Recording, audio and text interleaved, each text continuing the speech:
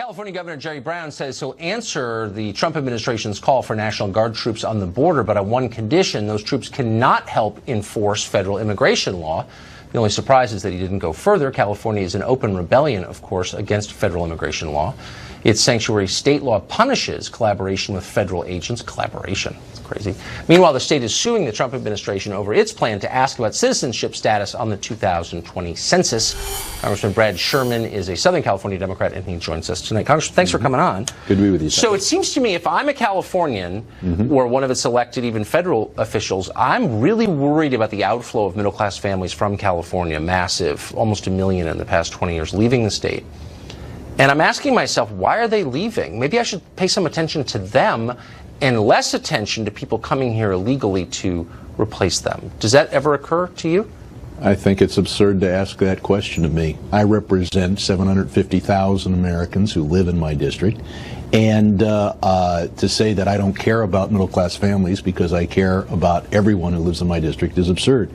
The fact is, there's one reason why people are leaving, and that's because of the high cost of housing.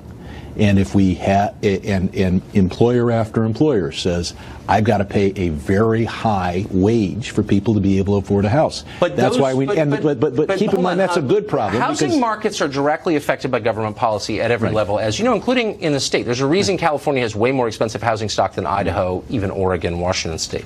But these are middle-class concerns. This is what you said when Laura Ingraham asked you about crime in California, and I'm quoting. You said, if you want less crime, move to the Cayman Islands.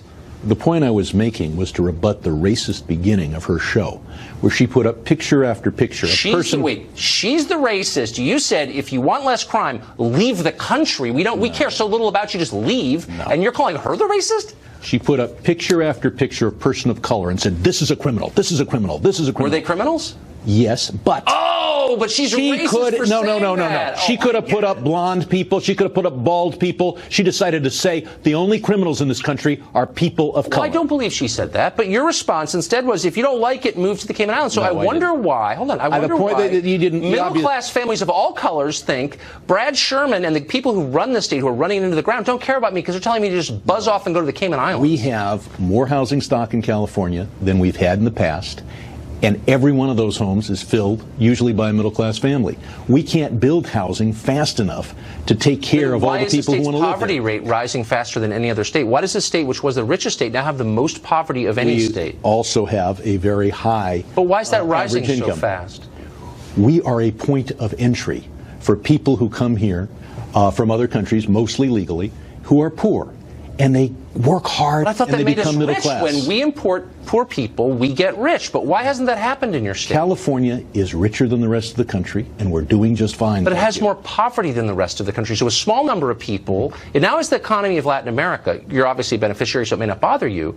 But it does bother people enough that they're leaving by the tens of thousands, hundreds of thousands every year. Our population goes up each year. Our housing stock is expensive. We're doing just fine. Our credit rating is exceptional, and people want to live in California. So you have almost $1 trillion in unfunded obligations to retirees. $1 trillion. You're a state, not a country. That's big. Your credit rating is fine. A lot of credit ratings were fine in 2007, 2008, and then the economy blew up. So that's not a valid measure of anything. You've asked me to come on here and talk about the census, and now you want me to you don't want to answer real questions. I want to answer the real questions you asked me to come on.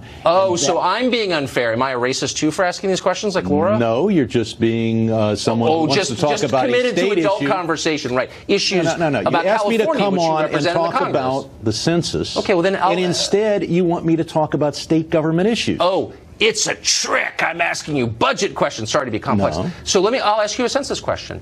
Why shouldn't we know? Why shouldn't we be allowed to know how many citizens and non-citizens live here? Many censuses have asked this. Do you want to use political polarization to pollute the enumeration, to bias the census? If so, then we should have a question about guns.